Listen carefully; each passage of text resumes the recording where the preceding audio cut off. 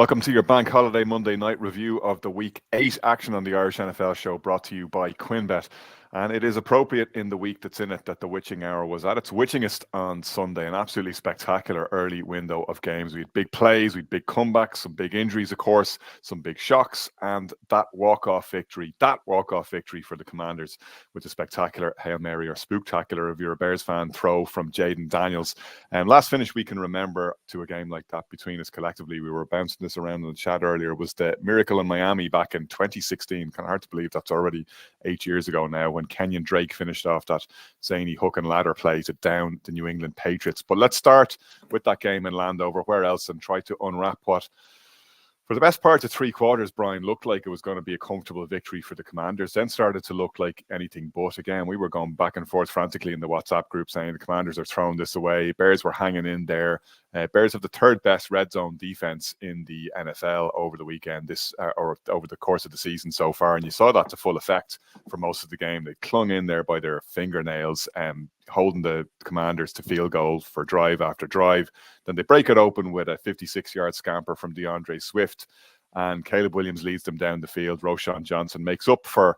Sorry, I was skipping over the terrible fumble there first, and then they kind of make good on that. They punch in the ball, and then all hell breaks loose. It's one of the only, I think it's only happened twice so far this century where there's been 2 touchdowns in the last 30 seconds of game time. But I don't remember what the other game was. I think we won't be forgetting this one for some time.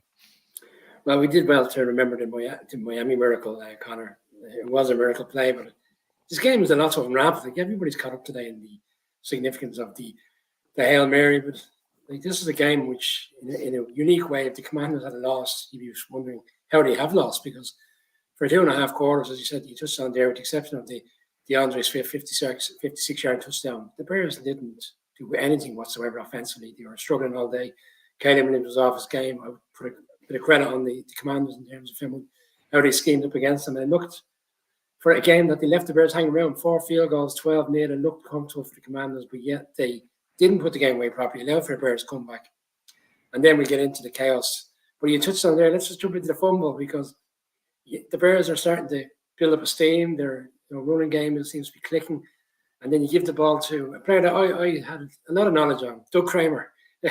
Who knew this play was in the trick book, going back to the old William Perry days. But in a significant situation in the game, you have to wonder offensively who's calling that play on the sideline, because I know last night we're back and forth on it. That was a head scratcher in itself. It looked like they got away with it in the end. Well, to be fair, it's one of those ones. If Ben Johnson does that with the Lions and Penei Sewell goes in, everyone's going, he's a genius. And if he punches it in, and they have used him as a lead blocker in those situations several times. He's been in that goal line package, and they've been using him. Like, it was only a matter of time before they put the ball in his hands at some points to try and put an additional wrinkle in there. Like you, I'm not entirely sure that this was the time to do it. Like, I think that's classic offensive coordinator being too clever for his own good type stuff, where you're like, you have a really good goal line back in Roschon Johnson, who's already scored multiple touchdowns and who subsequently in the game scores a touchdown in exactly the same situation. Why are you overcomplicating this? If you have something that works, keep going to it until somebody finds a way to stop it. Like, we talked about this on the show before. That's the tush push for the Eagles. Don't overcomplicate it. It works. Do it and do it and do it and do it until somebody stops it, which they actually did over the weekend, in fairness to the Bengals. But yeah, I can see why they called it on one level, but it's just the spot that they called it in. I'm like, oh no.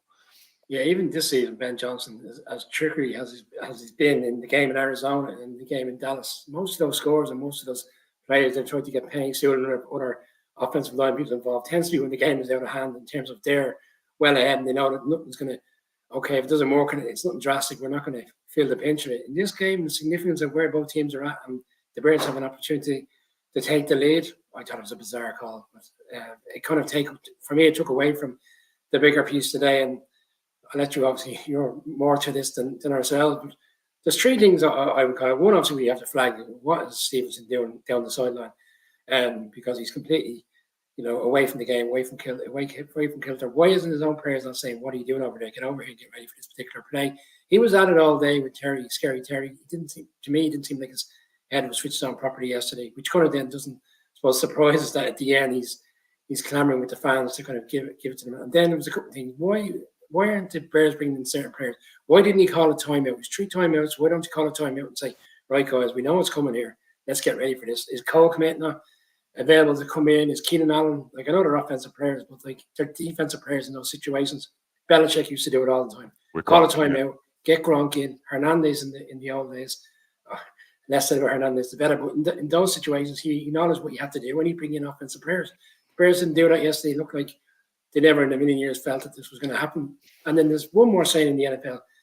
The deepest should never be the deepest. Why they had nobody sitting in the end zone, even for the opportunity that comes on beyond the guys in front, they didn't even do that right. So it's a bizarre and crazy ending to a game that the Bears fans will be devastated by, I imagine. I think, look, you make some good points there, and you have the opportunity to do that. Like, there's hardly any time left. It is going to be the last play of the game, so I don't think it's necessarily the worst idea in the world to let the clock run down, then call a timeout late and get in the package that you want in terms of personnel to defend that. At the same time, it's a remarkably low percentage play. Like, these are the classic kind of halo effect or availability bias plays in the NFL. Everybody remembers one or two spectacular ones that worked, or the fact that Aaron Rodgers has a couple of them on his CV, because they're spectacular ends to games, but it so rarely actually works. It's like onside kicks. Like, it's a really low percentage play, and this one takes a crazy bounce and goes into, like, it's badly defended by the Bears, obviously, and you certainly aren't going to stand up for Tyreek Stevenson and what he did, and he's put out an apology on Twitter, I see today, to try and calm down some of that. Like, it's a regular season game and things will move on fairly quickly. But if you don't want to audition in Chicago for the next Steve Bartman role, like, that's not where you want to be, Kieran. I know you'll be impressed by my baseball knowledge there. I'm always getting slagged for my lack of baseball acumen in the WhatsApp chat. But obviously, as a Cubs fan, I do remember Steve Bartman, God love him, when as anybody who watches The Bear on Disney Plus knows, Alex Gonzalez was the real villain in that game. But let's not go there. I digress. We'll get back to the NFL. Like, from a Bears point of view, talk about snatch. They were about to snatch victory from the jaws of defeat, and then somehow managed to snatch defeat from the jaws of victory, which is such a Bears thing to do. And no more than you guys are suffering through with the Giants at the moment, where you look at it and it feels like same as it ever was. Here we go with the Bears again, who have a championship caliber defensive unit and don't seem to be able to have an offense that's worthy of it. Like, we saw them beat up some bad teams, and this was a real test, and they come off a bye, and to come into Landover to play the Commanders in that situation and to be so undercooked, and for the play calling to be so poor, and for the execution to be so poor offensively. And I do, like you, Brian, give a lot of credit to the Commanders for the way they defended, and they were harassing Caleb Williams all day. He's 10 of 24 for 131 yards. Credit where credit's due in, the fourth quarter comeback situation. He leads them down the field and scores a touchdown, which is significant because Justin Fields never did that for Chicago. Every time he was in that situation, he turned the ball over, he got sacked, he fumbled it. He could never, ever get it done. Caleb Williams that's his first opportunity to do that in the NFL, and he did it. So that's something that I take a certain amount of comfort from. Obviously take comfort from the way the Bears defended, which is outrageous. Like, they should never have been in that game. It should have been probably 21-0 or 28-3 by the time the Bears actually get what turned out to be the go-ahead score with hardly any time remaining. It's a good place to be from that perspective, but you'd be worried about the offense, and you'd be worried about Shane Waldron. And frankly, if the Bears aren't looking at Waldron being over the hot seat in the way that we saw Matt Canada last year for the Steelers, and we've seen other offensive coordinators get the boot, he's not cutting it right now. And one laugher over the Jacksonville Jaguars aside, like, it's regressed this week, which is unacceptable off a bye. Like, that's my piece said. Kieran, Shane, I don't know if either of you guys want to come in on this one before we move on. Like, obviously it's a great finish to a game, but it's a game that the Commanders should have won, and justice was served in the sense that they did. Well, I think we all thought the Commanders, would have been hard done by if they didn't pull it out the way they were playing. Again, the Stevenson stuff will be rehashed and regurgitated for weeks probably. A couple of things. As somebody who coaches football, you never let the guy behind you, and then you have the guys focus while they're on the field. I mean, that's Pop Warner basic stuff. Each 11 guys on that field watching the play happen, and we've all seen the footage of Stevenson just jawing with the other fans. Again, that's going to be talked about for a long time. But I want to talk about Daniels and his toughness. I watched this guy for years playing in college, where he's going up against guys who are not nearly as big as NFL players.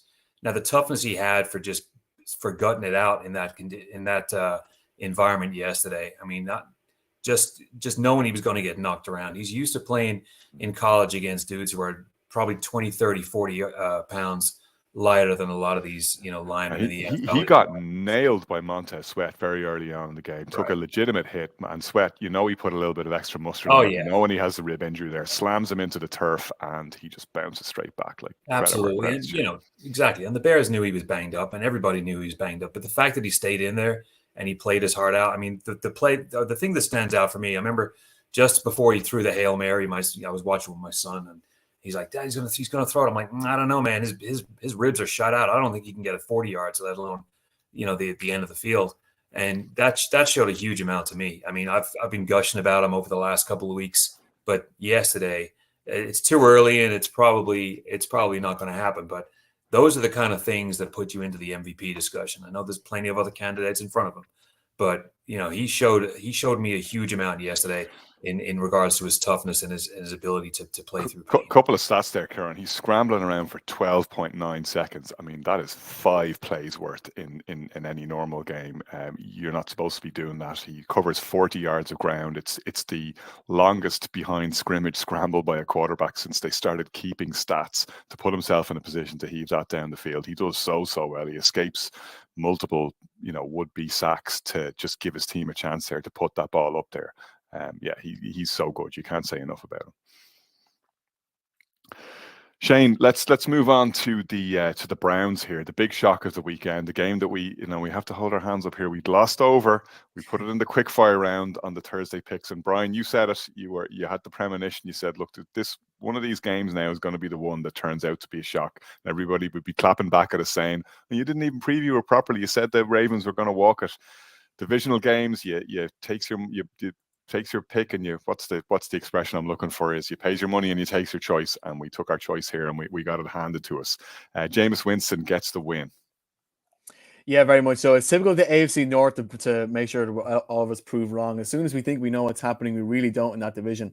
I'm really impressed about the Browns is that all the talk I think will be about Jameis Winston. He did a pretty good post-game interview. Obviously, he managed to get a winning score, but I think this really was a team victory for the Browns. A couple of things did kind of bounce their way. Firstly, it's handy when Justin Tucker is missing field goals, which was the case for the Ravens, which is very unusual. I think there is a conversation to be had about his standard slipping as he gets older. And a few sort of key plays that Baltimore should have made, which it didn't make. There was an interception they should have made in the fourth quarter. There was a catch they should have made in the fourth quarter. But by and large, I think the Cleveland defense in particular looked very strong. There was one series of plays in the first half where Baltimore used 4 downs to try and get. I think they were like 1 yard away from. They needed to get to the 1 yard line to sort of get the first downs, and they would have had an easy run to goal afterwards. But the defense really held up and made sure they were counted. And I think that they kept Lamar fairly contained. If you keep Lamar to less than 300 passing yards, he didn't really rush for that many as well. The defensive performance was pretty strong, and it was good enough to keep Cleveland in it long enough that by the time Jameis Winston got the ball in the fourth quarter to lead the charge, the kind of stuff which I imagine he's been dreaming of, and the Cleveland fans have been dying to see someone to be the hero and to lead a late resurgence in the end to come win the game. That's exactly what he did, and fair play to them. And is this the start of something new for Cleveland? This is the spark they need to try and get better at the later we go into the year, because we know that defense is good enough to keep teams quiet later on to the season. But I don't know. It's difficult to say. But you could look at this as just being another Ravens collapse in a game that they should have won. But I think fair play to the Cleveland Browns. That was a team victory and a team that really needs the boost. And on that point, Brian, and we've talked about this before on the show, the Ravens penchant for dropping these head-scratching ones where they have double-digit leads or where they're playing a team that they really should beat. Like they did it again last year when at times they looked like the class of the NFL, never mind the AFC.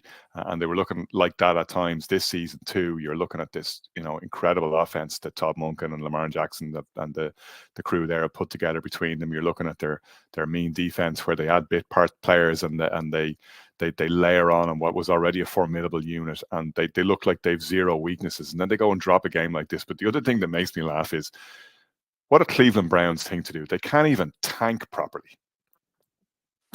But Jameis Winston has never been about tanking, even no matter what the circumstances of who he's playing for, and that was very evident yesterday, even his press conference after the game.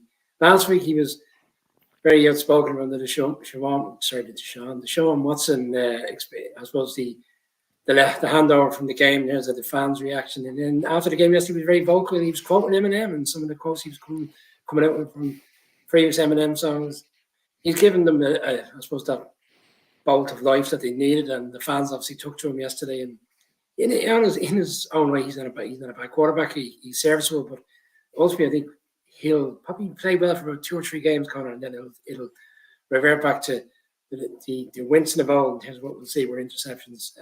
This game for me was a huge disappointment for the Ravens because we felt yet again that this Ravens team were starting to motor in the right direction. Huge win on Monday in Tampa, put up a significant amount of points.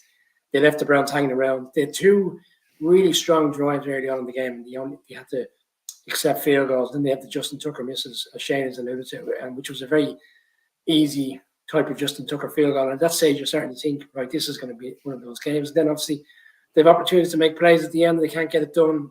It strikes me where this team, this is the difference between the Chiefs and the Ravens. They're both fantastic teams in their own right. But in this situation, if that was the Chiefs, they get it done. They get it done yesterday in Las Vegas. And the Ravens are prone to these games. Did it in week 2 against the Raiders. And ultimately now, they've lost 3 games. And now they're 3 games back on a team that are unbeaten in the season, trying to claim the number 1 seed. This is the reality of the situation. You can't lose these games at this stage of the season. It's just, you can't catch up. And that is the standard, Kieran, not only in the NFL, but in the AFC, where the Ravens and the Bills, you can probably throw into this category as well. And we'll talk about them a little bit later and another dominant regular season victory for them. But both of these teams, you look at them in big spots occasionally, and when they get punched in the mouth, they don't have a plan. They like to bully teams, but when they get it put up to them, they don't seem to be able to find a way to pull it out. Yeah, and it was really all about the Browns coming alive offensively. I mean, they had Chubb with 52 yards. Cedric Tillman pulled in 2 touchdowns. Even the much maligned Jerry Jeudy was able to make plays yesterday. And it's the first time all season they were able to put it together. Jameis Winston rode his luck a tremendous amount yesterday. I mean, early in the game, he was very, very loose with some of these passes. And, Kyle Hamilton's going to be having nightmares about that drop pass late in the game. Jameis, he brought the spark that is Jameis Winston. Jameis is a unique character in the league right now. He's spontaneous. He's a little goofy. He's definitely entertaining, and that's what the Browns needed yesterday. I mean, they were going up against a Ravens team who have been frog marching a lot of people and butt whooping a lot of people. So I want to see more Jameis pre-game. I think we all want to see. Like that's. I want to see more Jameis in general, but I love the pre-game speeches. You never know what he's going to say next. He doesn't seem to know what he's going to say next, but it's always fun and exactly kind of in its own weird way inspiring.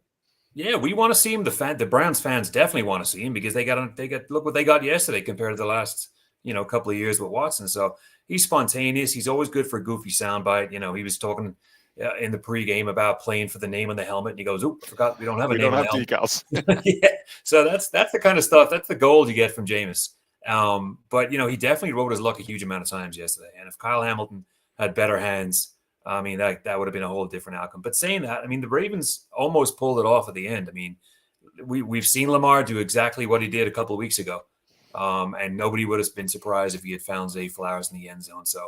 Ravens still had a chance at the end to pull it out, but it's a win that is going to keep the Browns energized for a little bit. Will it make a difference going forward? I don't think many people think it will. I think they're going to revert back to their old ways on offense. But it was good to see Jameis kind of entertaining the fans yesterday. Shane, let's move on to the Packers because they win in Jacksonville, not maybe as convincingly as we might have thought that they would. And one of the reasons for that, obviously, is Jordan Love picks up an injury, and now for the second time this season looks like he might be missing time. Should Packers fans be concerned here? They're 6-2. They were able to get it done with Malik Willis, and Matt LaFleur knows how to scheme around pretty much whoever's in under center, in fairness to him. But they certainly won't want to see Jordan Love banged up again. No, but at the same time, I think if he's being forced back to play next week, probably before his time is back, then that's the time for Green Bay Packers fans to be worried. We're actually looking at Jacksonville, a team on the other side who last year brought their quarterback a game too early because they were too already reliant on him. And I think the fact that if Jordan Love, based on the reports coming out, his MRI says that it's just a strained groin, it's nothing too major. If he's going to be out, it's going to be for 1 week. So in the long run, especially when we get into the kind of winter stretch, it doesn't seem like it's too much to worry about. The fact that without him, they're able to win, as they were able to do earlier in the season, and hopefully they're going to make the long-term decision and decide that if he's not 100% ready for this coming week, that they're going to bench him and still manage to plan around, then maybe the Packers don't have as much to worry about as they think. What was fortunate for them is that yesterday they played against a Jaguars team who offensively looked a hell of a lot better, but defensively there was a couple of plays where they just looked a bit lost.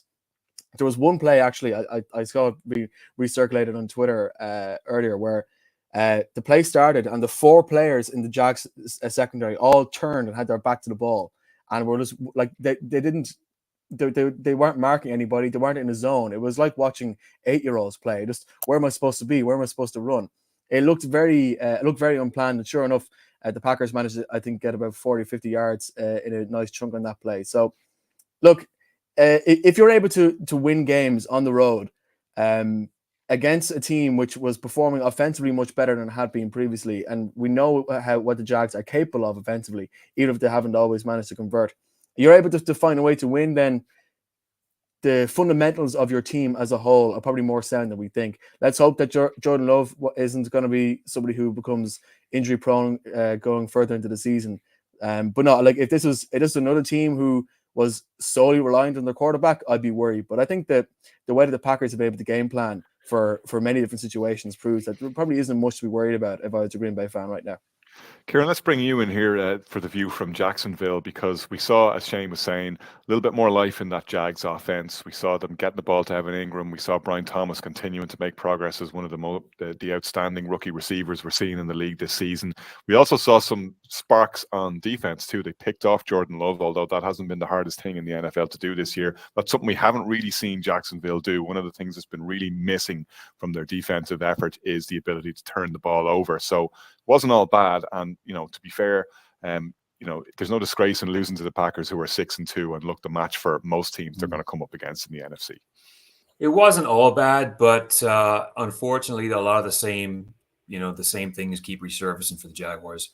Lawrence fumbles, defense unable to stop. They gave up 170 yards yesterday. Penalties, they had 8 penalties to 3. Only able to convert 1 of 9 on third down. I mean, that's the stuff that kills you. It's the same stuff again for the Jags, just an inability, to win at home. They just cannot get it done at home. And it's an inability to kind of make progress on any previous big wins. I didn't give the Jags much hope. I thought, even with Jordan Love going down, I thought they might be able to, eat into that lead a little bit, which they did. And they did give themselves a chance. But giving up that huge play to Jaden Reed at the end, which set up the winning touchdown, it's just the same old story for the Jags. And now they're 2-6. To all intents and purposes, done for the season.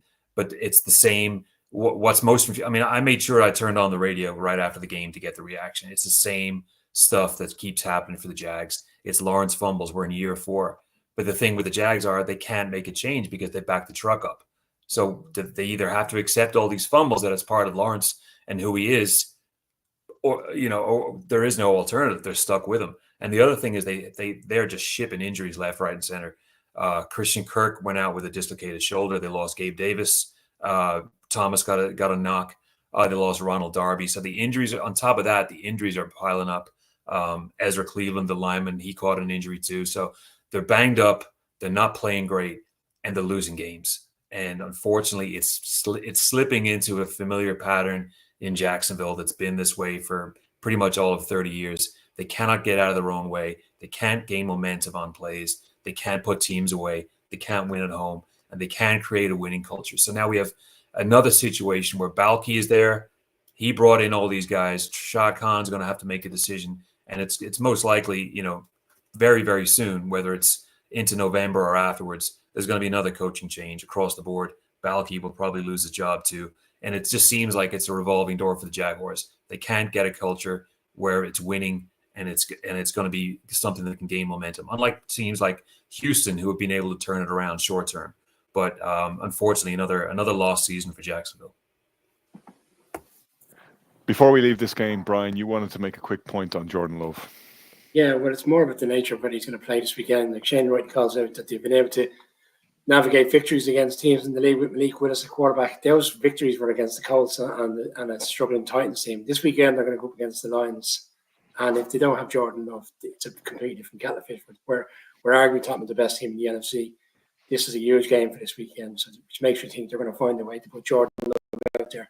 Because I just don't think Malik Willis, with all due respect, would be able to keep up with this Lions offense, this Lions defense in particular. So huge game. They've got to get him back on the field this weekend. Shane, yourself and Brian took some time out in Buskers on the Ball to preview the Texans-Colts games, and you were saying it's going to be a tight one. 23-20 was the score prediction that was called out, and 23-20 is how the game finished. Again, the Texans not looking particularly convincing.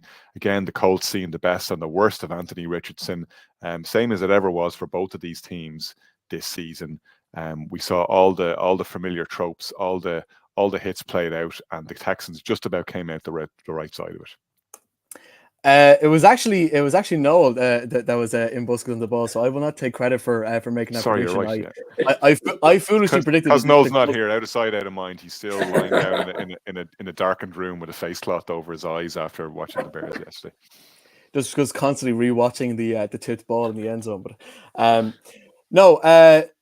it was interesting one coming out of this, in that what people should really be talking about is the fact that the Texans have been able to get wins, but they haven't been able to show the championship form, which we should be expecting of a team, which I think many people are expecting to be pushing for the championship. And that victory for the Texans has definitely put them in control of the AFC South. The real talking point is there was all around Anthony Richardson. Even the stuff coming out today that Shane Steichen was asked about the situation as to whether they're going to play Anthony Richardson into the future. And he says, well, we're evaluating all options. And usually when you hear that kind of thing, you're thinking, is it an injury thing? And I'm like, no, it's a commitment thing. All the stuff coming out of Indianapolis today and Colts fans today, giving up about Anthony Richardson, saying that he was too tired to play on certain plays, and the fact that he was tapping out of certain games. And look, maybe he's, I think there is a good point in backing players and making decisions to know when they need to pull out. I mean, after all, Anthony Richardson is a player who we know is prone to injuries and has had many injuries in the last couple of years. But the fact remains that it certainly looks like, and it feels like, he was just sort of tapping out and just pulling out of a play in key moments of the game. In a game when he wasn't playing very well, his completion percentage this year has been historically low, 44%. Which since 2014, the quarterbacks have had a minimum of, I think, 125 attempts, is the lowest rate in the league that we've had in the last number of years. So, and you translate that to the fact that at one point in yesterday's game, he had attempted 15 passes and completed 2 of them. In the end, he ended up attempting 32, completing 10 of them. But there really is a lot that needs to be fixed with this Anthony Richardson problem. And I wouldn't be surprised now if the decision is made to play with Joe Flacco going forward, because that gives the Colts maybe the best chance to actually win this season. But also, maybe it gives Richardson a bit more time to try and learn the trade and, I guess, learn how to be a leader. Because what you really need from your quarterback is someone to show that kind of leadership qualities. He's quite obviously got the skill. I'm just not quite sure if he's the kind of leadership character that we can really expect to play as a quarterback. So it's amazing that in a game when we should really be talking with the Texans and whether they should really be pushing for the AFC top seed, pushing for winning the Super Bowl and being good enough in the playoffs, we're always talking about Anthony Richardson and the Colts, because it's a bizarre situation. And yes, it probably doesn't help that Pat McAfee is based in Indianapolis and is making a lot of noise about this, but it just seems like Anthony Richardson was definitely not helping himself from a PR standpoint, and sort of I guess giving the impression that he was pulling out of plays, or that he might be being too weak to play as quarterback. Well, if we were, Kieran, talking about the number 1 seed in the AFC and the Texans trying to grab that position, the only way they're going to get it is if the Chiefs start losing some games, which they haven't looked like doing so far this season, bar a couple of squeakers that they managed to pull out. But they've gone to 7-0, no mess, no fuss. Getting Travis Kelce back into the action on # National Tight Ends Day. Can we be done with National Tight Ends Day? I never want to hear those words ever again for the rest of my life. And they've got DeAndre Hopkins. A lot of NFL WhatsApp groups that I'm in the weekend, people have kind of missed that during the week. Going, wait a minute, when did the Chiefs get DeAndre Hopkins? That doesn't seem fair. But fair or otherwise, the Chiefs just keep mowing down opponents. Yeah, and it's getting monotonous at this stage. It's it's one win after another. I think they have 16 straight wins now since last year. But we got to talk about how putrid the Raiders were. I mean, they didn't put any fight up yesterday. They were terrible on offense. I mean, Minshew was sacked 5 times. Madison had, I think he had 14 carries, 15 yards. I mean, good Lord, that is just awful. I mean, not even to talk about the goal line stand where they couldn't even get it 1 yard, and then Minshew ended up fumbling the football. I mean, that's a terrible Raiders team. But again, the Chiefs did what they had to do. They handled business. Travis Kelce came back in and came back into the fore and offensively, and made some nice plays and got himself back in the touchdown sphere. So it's it is what it is. Nobody expected much different. I mean, this Chiefs team is just a juggernaut right now. What just really stood out for me was that Raiders 1st and goal. I mean, you cannot give up something like that and then have Pierce just saying, "Oh, it's one of those things, you got to run it in from there." I mean, he should be spitting blood after a play like that. I mean, you've got a golden chance to put it up to the Chiefs, to make them sweat a little bit, and you can't even get it over even on a 4th down. I mean, that's indicative of the Raiders right now. It's indicative of the offense that they have. 4 straight losses. That's a team in free fall. The Pierce gloss has definitely come off. But again, it all comes down to the Chiefs. They are the story they are the team that just keeps winning, and they just don't have a weakness right now. That defense just beat Minshew from pillar to post yesterday.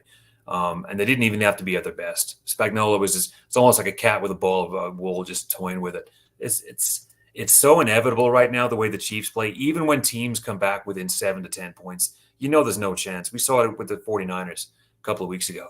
Even though the 49ers got within, shouting distance, everyone knows at this stage that the Chiefs are just going to put a little bit more gas, a little bit more of a foot on the gas pedal, and they're just going to ease on home. So just another kind of, I don't want to say inevitable because nothing's inevitable in the league, but the Chiefs winning right now is it's clockwork.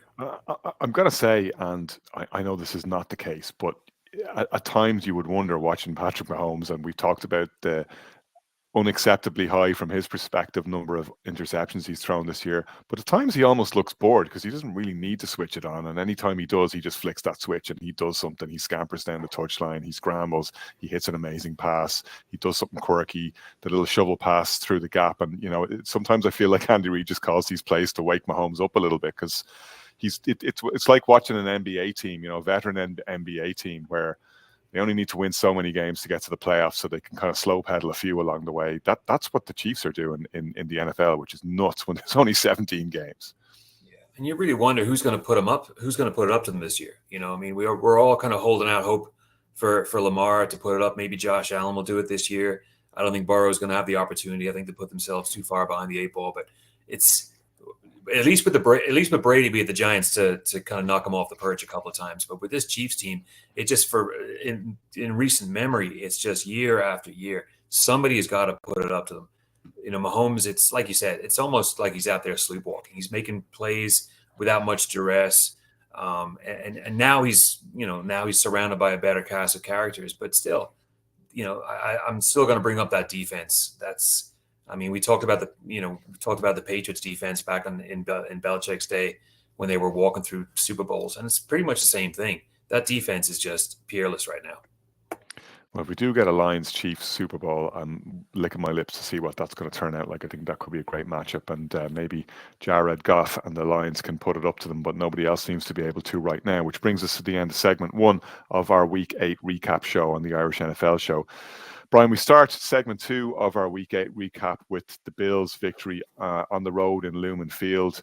They went up to battle a Seahawks team that was top of the NFC West. We talked about them last week, and they boat raced them. They did, yeah, they did. It was a poor game all round, I thought, from the Seahawks. The weather had a huge impact. They seemed off kilter.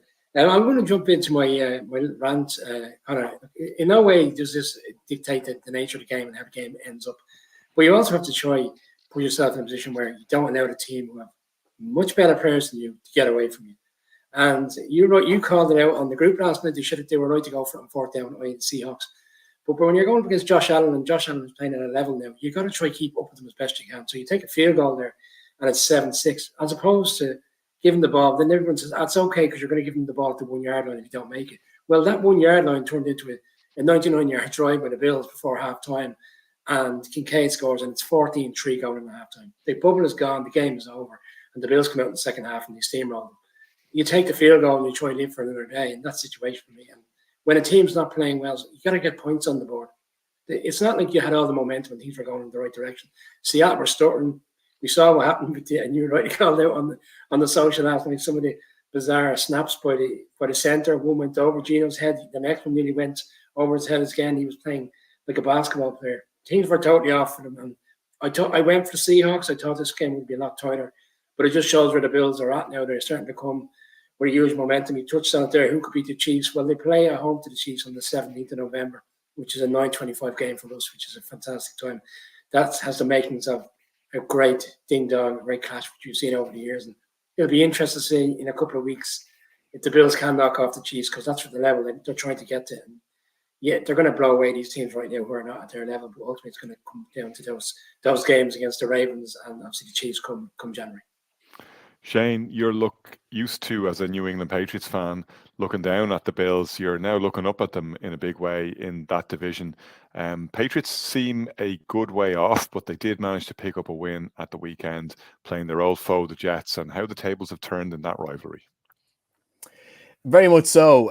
But I guess some things, the more things change, the more things stay the same. I think the Jets always seem to find ways to lose games or find ways to shoot themselves in the foot. This is a game. I said it in the instant reaction last night. I think as much as the Patriots can probably feel good about it, and certainly in seasons when you are rebuilding and when there isn't much to look forward to in terms of playoff wins, beating your rivals does count that bit more. So it's definitely probably going to be one of, if not the highlights of the season from a Patriots point of view. But I think it's fair to say that the Jets had every opportunity to take control of this game, and they never took it. I'm just going to say, by the way, and I'm sure Kieran probably feels the same. That's the last freaking time I'm picking the Jets. Just put me.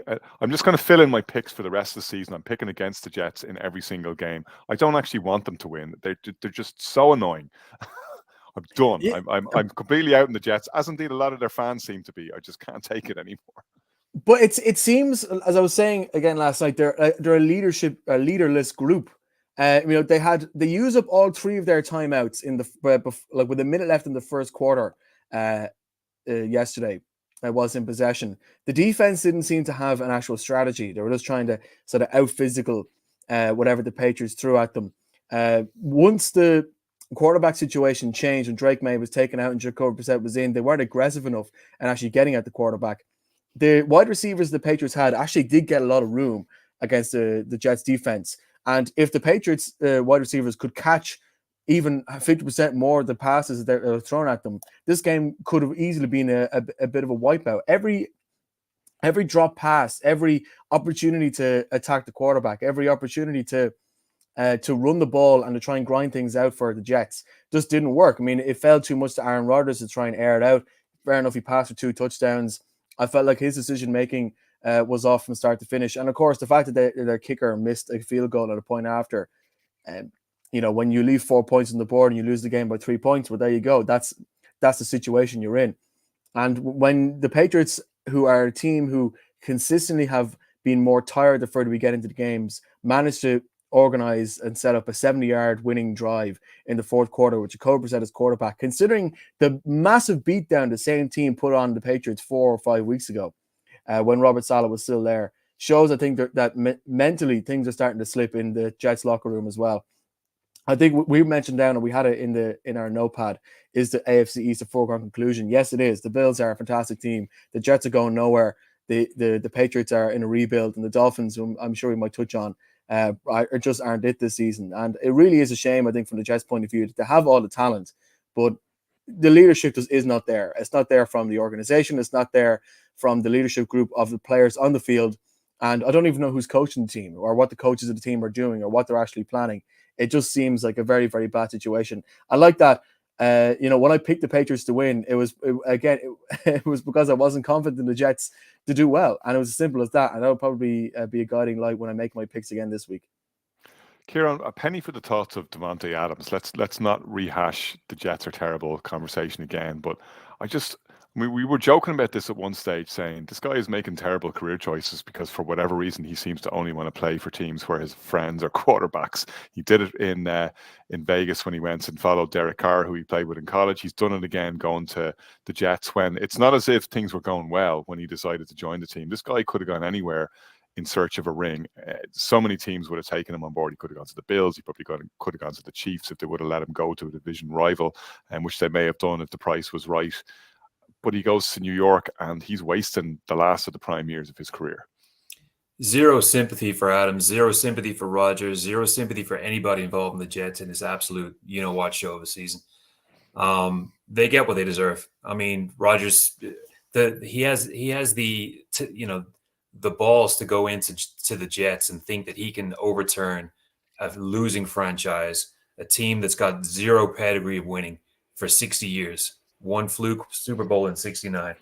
And he thinks he can go in there and single-handedly turn it around and make it his team. And then he wants to bring in his own kind of people. Lazard. He's brought in a couple other people from the Packers. Then he brings in Devontae Adams. And that clip we saw from McAfee's show a couple of weeks ago when it looks like they had a sleepover, all that's missing is blankets and pillows. I mean, that's nauseating. And guess what? We got the Jets on Thursday Night Football. Again, the league is done with them. Football fans are done with watching the Jets. They get everything they deserve. I'm just upset that I didn't pick them on last week to beat the Jets, for the Patriots to beat them. You know, I'm more upset by that. But this is just, I was thinking the other day about epic. I'm actually almost more upset by that myself than I am about the Hail Mary in the Bears game. I was just watching the game and going, why did I pick? The one time you could actually nearly be guaranteed that the Patriots might actually win a game, and I went against them. And it got me thinking to the year 2008. Now that's the year Favre joined the Jets. Now the Giants and Jets were really good that year. There's a lot of talk about it being a Giants-Jets Super Bowl. The Giants got zero press. I remember it very distinctly. It was all about Favre. Favre this, Favre that. The gunslinger is going to bring us to the Super Bowl. They started the season 8-3, didn't make the playoffs. Another epic collapse. This is what the Jets seem to find themselves in the position of doing all the time. And I've between Woody Johnson, the mess they made with Salah, people like Mike Greenberg saying this is the worst it's ever been. No, it's not. Next week is coming too, bro. So this is the great copy. I mean, listen, they're the Jameis Winston of football teams right now. They're entertaining. There's always something crazy going to happen, but it's this Jets team gets everything they deserve. They're an absolute I'll say it, it's a shit show. 5-game losing streak. The only teams that beaten are the Titans and the Pats. And they still have a pretty heavy schedule to come. So, yeah, just tune in. Conor, going to jump in. Josh, the Jets fans are really going to think we're all after them tonight. Woody Johnson said something recently saying, I think the quote was, "Thinking is overcomplicated," or something to that effect. He said something bizarre. I think I have it here. Thinking is overrated. Sorry, that was the one. Thinking is overrated. And it's probably more so what Shane said, alluded to. Who is thinking in the organization outside of all the drama that comes on? Because Greg Zorno missed 4 points yesterday. He missed a gimme field goal in Pittsburgh last week, a game which obviously got away from him, but at the time, it was a significant situation in the game. And the previous week, he missed a gimme against Buffalo on Monday Night Football, which they lost the game by 3 points. And at that stage, they may have gone on to win the game, or at least tie it and maybe gone into overtime. That's 3 weekends in a row where your kickers let you down. We're seeing teams in the league. Brandon McManus is in with the Packers. We've seen the Giants, unfortunately, have to have the same situation where they've had to replace the kicker. There's one team on their third kicker this season. The Commanders got rid of their kicker after week 1 when he missed so many field goals down in Tampa. But yet the Jets are just allowing this to go on. Their offensive line is a mess. It needs to be shored up. And yet what they're doing is they're actually bringing in a wide receiver as opposed to actually doing the fundamentals of the game. Protect your quarterback because he can't get protected. He's not going to get it to no matter who's out there on the wing looking for the ball. There you go. Rant over. Not even a rant. The Cardinals, Shane, are kind of sneaky rolling at the moment, or rolling in as much as you can be in the NFC West, where 4-4 will get you the lead in the division.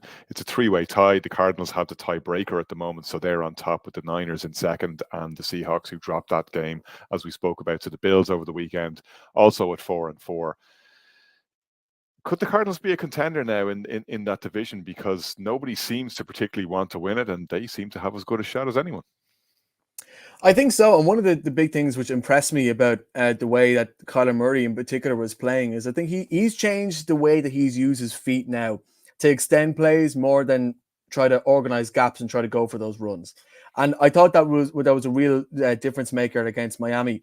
It's always impressive, I think, considering they're on a semi-short week after playing Monday Night Football. They go across country to Miami, a place that's notoriously difficult to play when the weather is so warm because of the heat difference when you're on the away sideline. And the further you got into the game, the better that the team looked. They found gaps in the Miami defense. They exploited it. I thought Kyler Murray's passes to Marvin Harrison, a couple of great ones to Marvin Harrison Jr. There was a great passing touchdown in the first. He'd one of those vintage joystick Kyler Murray scramble around and find a guy in the end zone.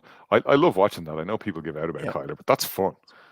But that's what you want. And what's more impressive was reading up from Arizona media earlier. This is the third game in a row now that Kyler Murray hasn't taken any sacks.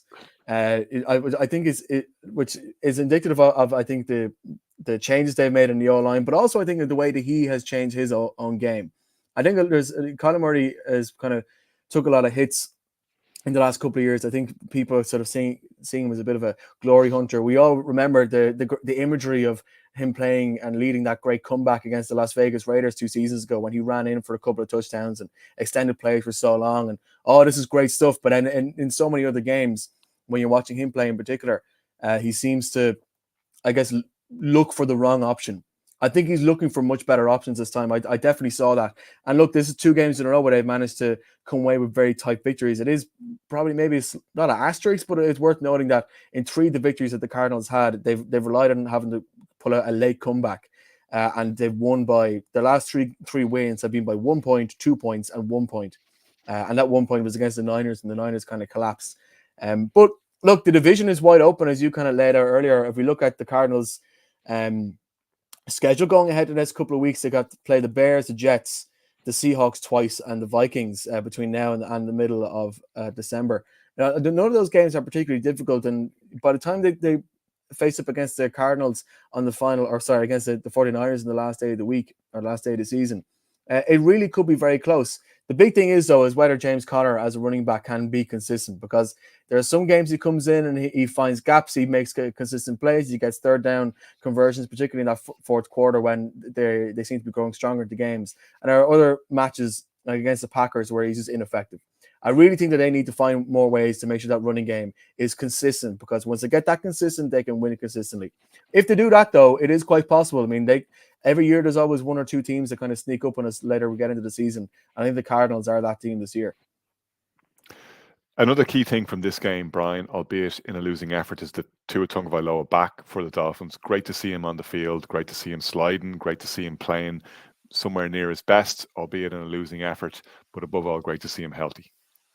Yeah, absolutely. The difference he brings to this team is it's night and day compared to what we've had to experience over the past 4 to 5 weeks without him under center or quarterback. And the team essentially runs through him. I know they've got some great marquee players in Waddle and Hill and the various other players, most certainly, but you could see the re-energized difference in the team yesterday, from both offense, defense, and even on the sideline.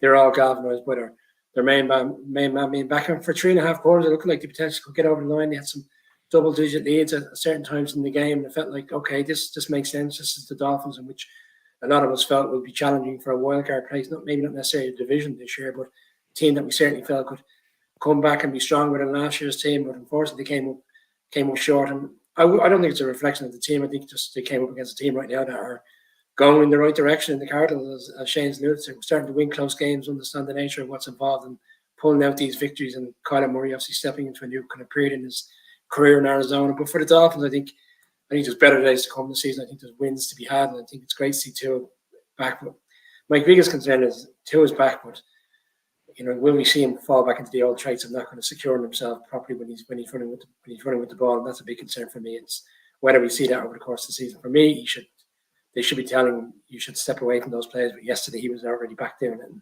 obviously sliding in the manner that he should be. But still worry every time I see him take off. Kieran, Sunday Night Football, we saw the 49ers defeat the Cowboys. This is one of the NFL's marquee matchup. These two hate each other and they have no love lost between them over the years. And so it's always one of those ones that everybody tunes into. But it's, we talked about it when we did our Thursday preview last week. Both of them in a very different place now than they were last season, and certainly a very different place than we would have expected them to be when we were looking ahead earlier in this season. And even though the 49ers won, I mean, if you zeroed in on the third quarter, if you only watched that, you would have gone, what what's the problem here? This is exactly what we expected. They just milled through them. Really impressive. 21 points unanswered.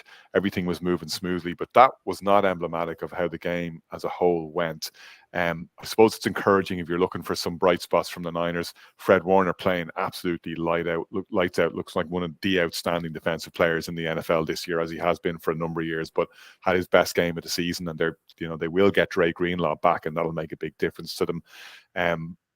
Garendo filled in well at running back. Ricky Pearsall made a couple of nice grabs and was also effective in the rushing game. So they have bits and pieces that they can deploy, but it's not right.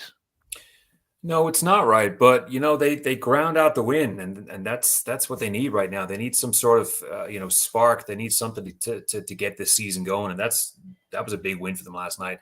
And like you said, without that third quarter with those 3 touchdowns, I mean that was a very evenly matched game. Even Dallas came back into it late in the game, but the first half was very, very scrappy. Purdy struggled mightily to make connections with anybody. Dallas couldn't get anything going. They had Bosa coming around the corner, just beating up those weakened Dallas O linemen. But very scrappy. It didn't really get going at all. There was a lot of drop passes. Debo dropped a bunch of passes that ordinarily would have been kind of walked in for him. And you worry about his kind of health status because it's like a triage unit right now. But what I saw towards the end of the first half was it's like the Niners suddenly realized that Dallas has no run defense. Let's give Garendo the ball and let's see what he can do. And he rattled off a bunch of runs just before the half. And you're thinking to yourself, well, why weren't they doing that from the start? Because this Dallas defense is very, very, very light. It's paper thin. It hasn't shown any kind of chops during the season. See, even without Mason, Mason got a little. Well, he was playing, but he got a little knock earlier on too. But it's almost like you're thinking to yourself, why didn't they do this earlier in the game? Because they're missing so many offensive weapons, especially wide receivers. To give Dallas credit, they fought. It's essentially at this stage, it's Dallas. With Dallas, it's Dak and CeeDee Lamb. This is a very, very light Dallas team on offense. Zeke can barely run the ball. I think he had a season long. It might have been 16 or 17 yards yesterday. There's 0 run game, and it's CeeDee Lamb having to make all the chops on offense, and he can't do it himself. And credit Dak, he's not turning the ball over. He's not putting them in positions where they're getting in trouble with big picks. Even though he did have 2 that weren't crucial towards the end of the game, but it was a difficult outing for both teams. But with the Niners, they needed that third quarter just to get those scores, get Kittle over the line, and give themselves something to go forward because that division is tightening up. Dallas is not the team that they were.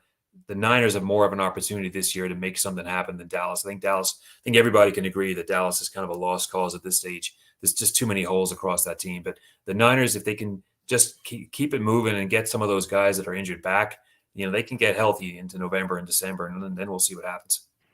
Brian, Cowboys fans, I'm sure, will argue they'll get a couple of pieces back on defense, particularly critically, including Micah Parsons. Offensively, we've talked about that running game. Kieran touched on it there. He touched on their inability to stop the run, but it's ugly. There's just no run blocking there at all. We've spoken before about what were they doing bringing back Ezekiel Elliott, but even if they had one of the guys who was potentially available in free agency, be it a Josh Jacobs, and Aaron Jones, or Joe Mixon, or whoever, it wouldn't make the slightest bit of difference. 49ers were living in that backfield. They were just being waved through to make tackles behind the line of scrimmage, which then puts Dak Prescott in an unenviable situation. They're constantly off schedule. They're constantly in obvious passing situations. You're making it easy for Nick Bosa to pin his ears back. You're making it easier for the 49ers secondary, who are no slouches. And it's to his great credit and to CeeDee Lamb's great credit that they got as much done and they were as productive as they were. Yeah, I'll start with the running back situation. Obviously, they activated Dalvin Cook on Saturday from the practice squad. I actually forgot he was actually on the Cowboys roster. He signed towards the back end of the summer, and we haven't seen him since. He came in, and you can understand how he's tailed off. Kevin O'Connell's a fantastic head coach, and it was very evident last year with the Jets. He completely tailed off. There was nothing left in him yesterday. Ezekiel Elliott, Kieran's touched on it there. And then, as you said, Bosa was time and time again getting behind the offensive line and getting to the quarterback and steal on the right tackle.